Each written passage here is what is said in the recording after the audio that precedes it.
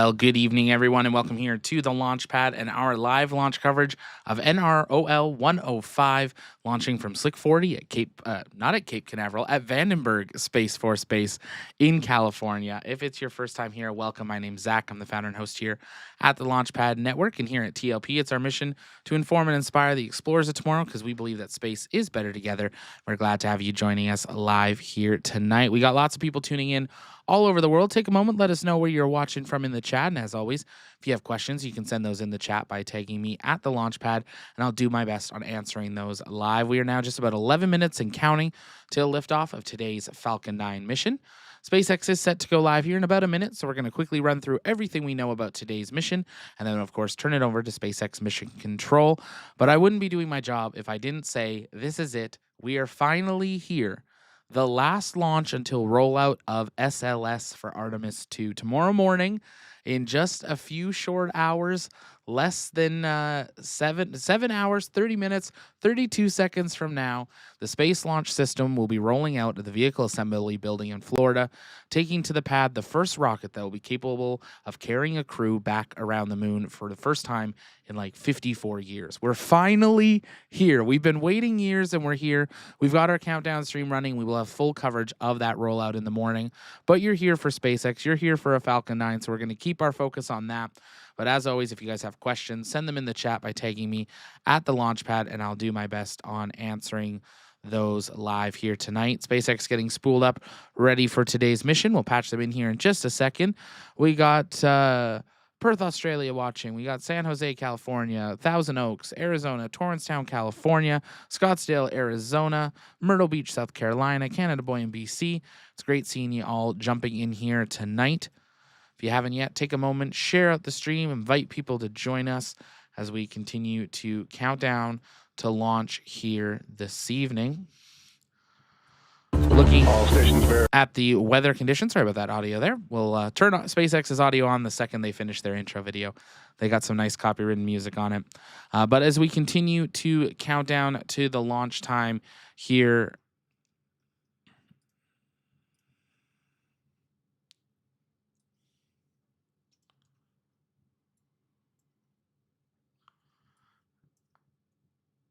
all right, everybody, we're working on our systems here. We testing some new things.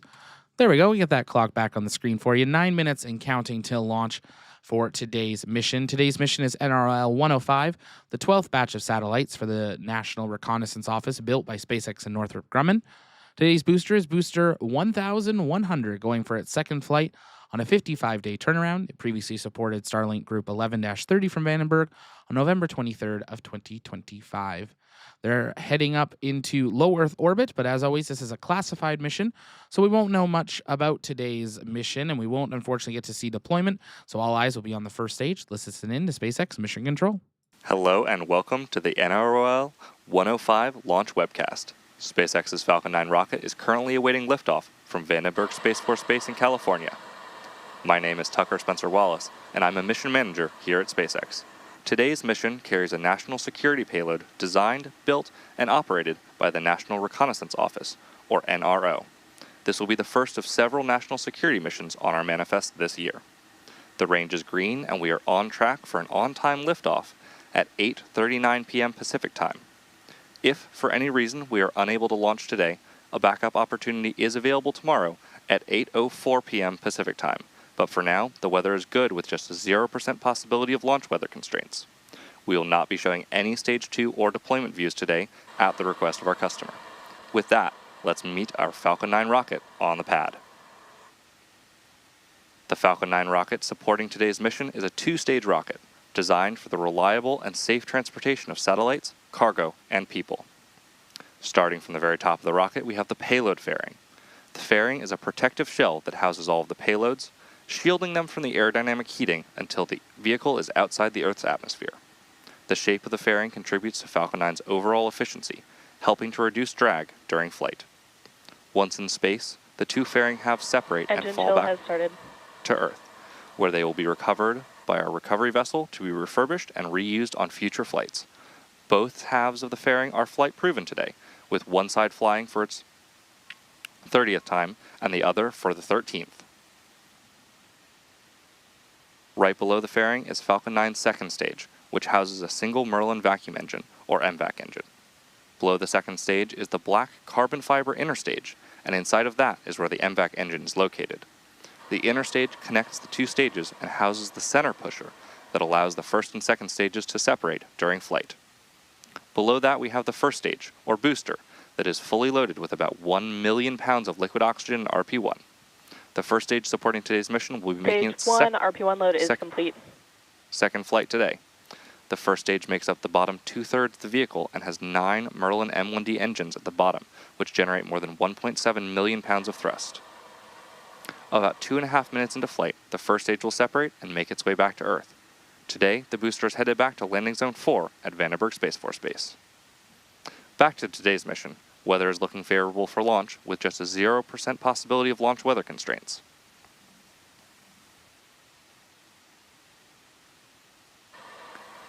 Coming up shortly in the countdown, the transporter erector, or TE, will begin to retract from Falcon 9. That is the large trussed structure that you see standing next to the rocket.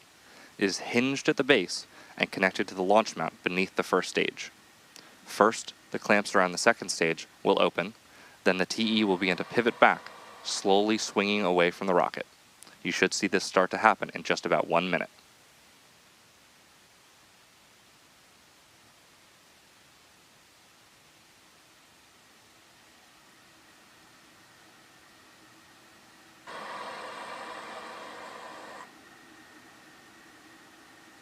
Falcon 9 tanks are pressing for strong back retract.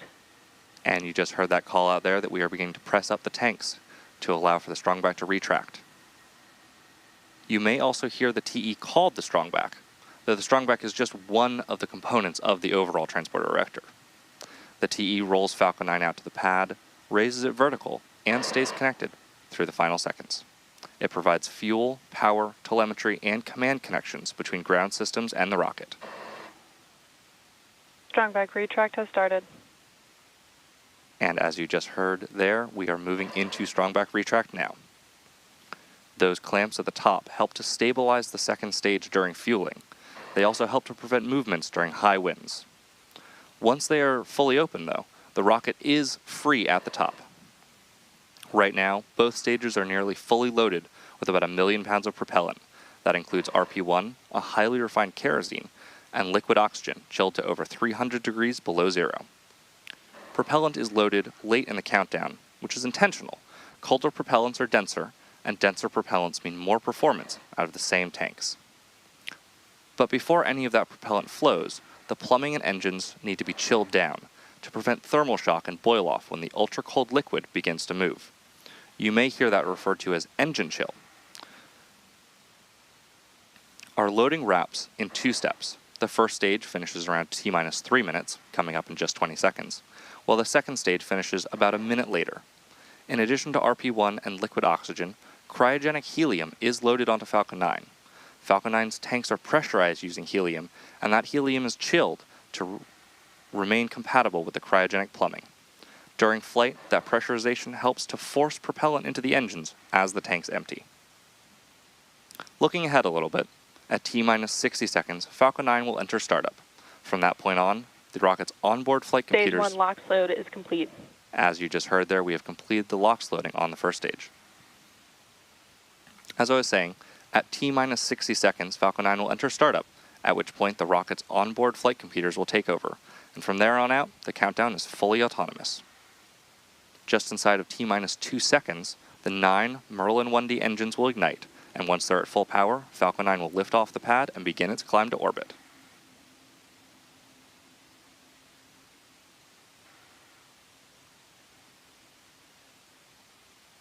At T-minus 2 minutes and 20 seconds, the range is green, the payload remains healthy, and the rocket is tracking no issues. Coming up shortly should be the completion of Stage 2 liquid oxygen loading.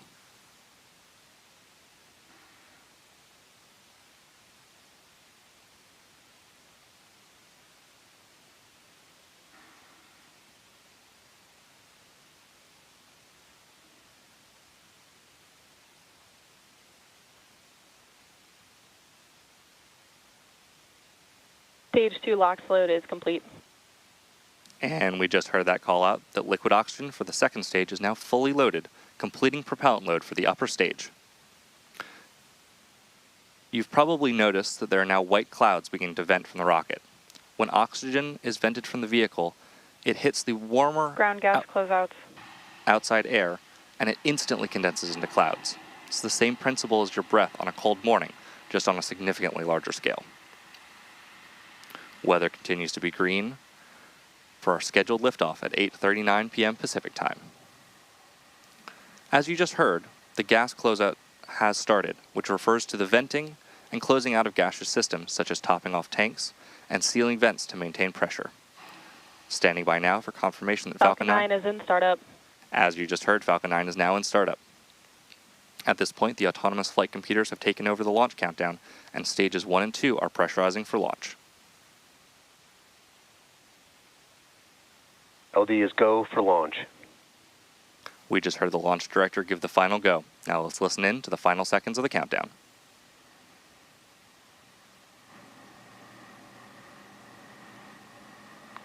T-minus 3 seconds.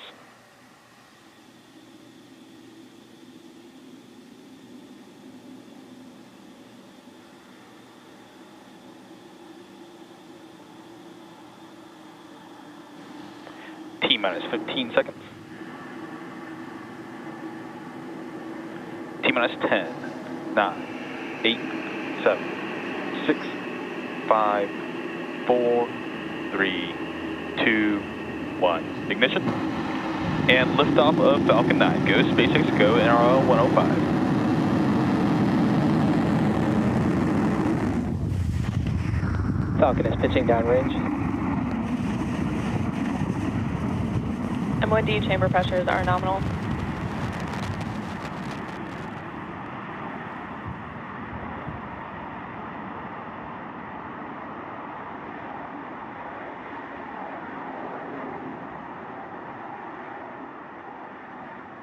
At T plus 33 seconds and counting, Falcon 9 has lifted off from Vandenberg Space Force Base in California.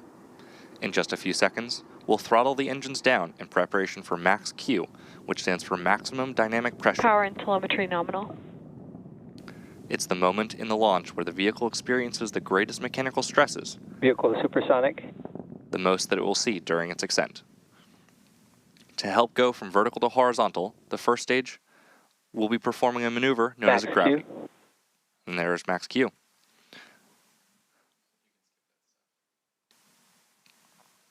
Falcon 9 has just passed through Max Q. The rocket typically needs to go 17,500 miles per hour horizontally in order to avoid being pulled back to Earth Chill. and get into orbit. As you just heard, we're chilling the MVAC engines in preparation for stage separation. So we now have several events coming up in quick succession, and we should hear all of them called out by Mission Control, starting with main engine cutoff, or MECO, then stage separation, stage 1 flip, SES-1, and the boost back burn. MECO is where we shut down all 9 M1D engines on the first stage. Stage separation is where the first and second stages of Falcon separate from one another. Stage 1 flip is when the booster uses its nitrogen gas thrusters to flip the booster around. Depending on the mission, Falcon may perform a fast or slow flip. Today, the booster will perform a fast flip because it will be returning to land. MECO. Stage separation confirmed.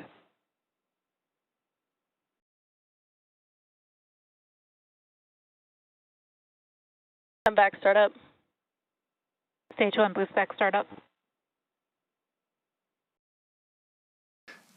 And confirmation for that series of events, which again were MECO, stage separation, stage 1 flip, SES-1, and the boost back burn.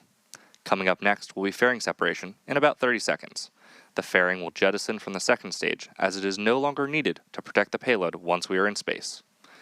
As mentioned earlier, we will be attempting to retrieve these fairing halves once they fall back to Earth. We should be hearing that call out any second now. Fairing separation confirmed. And there's that good call out for fairing separation.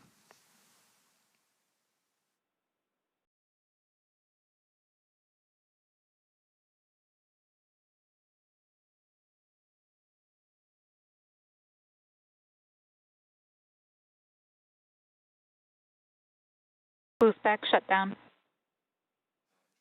And there you just heard shutdown of that boost back burn.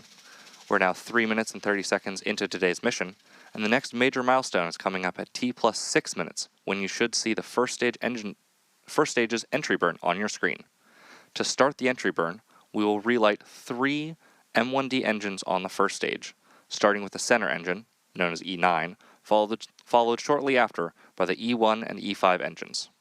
The booster engine graphic on the lower left-hand corner of the screen displays the arrangement of the 9 M1D engines, with an outer ring of 8 and the center 9th engine.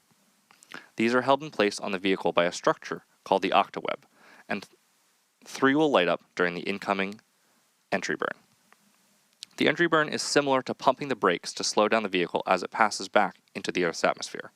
We need to do this to slow down and reduce the re-entry forces, which then helps us recover and reuse the first stage.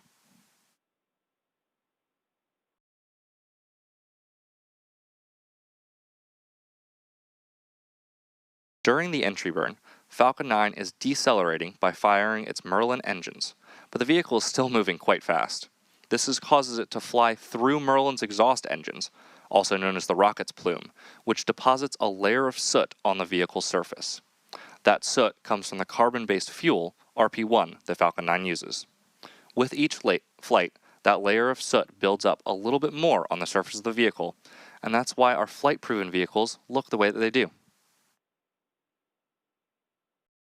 We are just under a minute away from the beginning of the entry burn. On the left side of your screen, you can see the first stage decelerating and making its way back to Earth. The first stage is not only using the Merlin engines during re-entry and landing process, it also uses its titanium grid fins and nitrogen gas thrusters for stability and control.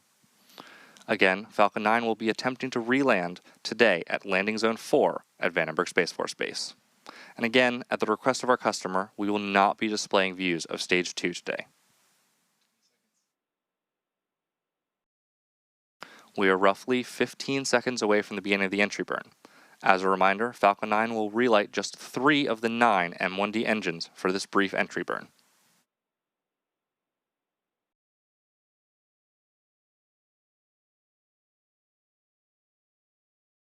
Stage 1 entry burn startup. And you can see on your screen there that we have begun the entry burn for the Falcon 9 first stage. This burn is set to last about 15 seconds and is slowing down the vehicle in preparation for its final burn and landing. Entry burn shutdown. And there we've just finished the entry burn. With the completion of the Falcon 9 first stage entry burn here, coming up next will be the first stage landing burn, which will start about 1 minute from now. The Merlins on Falcon's first stage are optimized for sea level, and these achieve 190,000 pounds of thrust during ascent and descent. They provide the initial power to lift Falcon 9 out of the lower, thicker parts of Earth's atmosphere. In comparison, the single MVAC engine on the second stage has Stage 1 FTS has safed. Has a much wider nozzle and is Stage 1 optimized. transonic. As you just heard, we've passed through the sound barrier.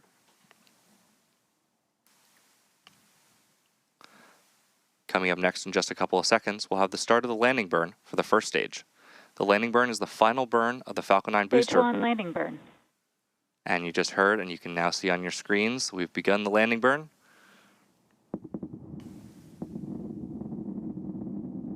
This is the final burn that this vehicle will see before safely touching down back at Landing 4 at Vandenberg Space Force Base.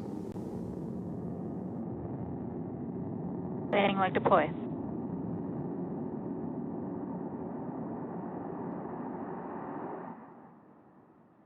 Stage 1 landing confirmed. And as you just heard on your screen, we have successfully landed. This was our 560th booster landing for SpaceX. This is also the second launch and landing for this first stage. This mission also represents a significant milestone for SpaceX, as it is targeted to be the 600th overall completed mission of a Falcon vehicle. As a reminder, we will not be showing any Stage 2 or deployment views at the request of our customer.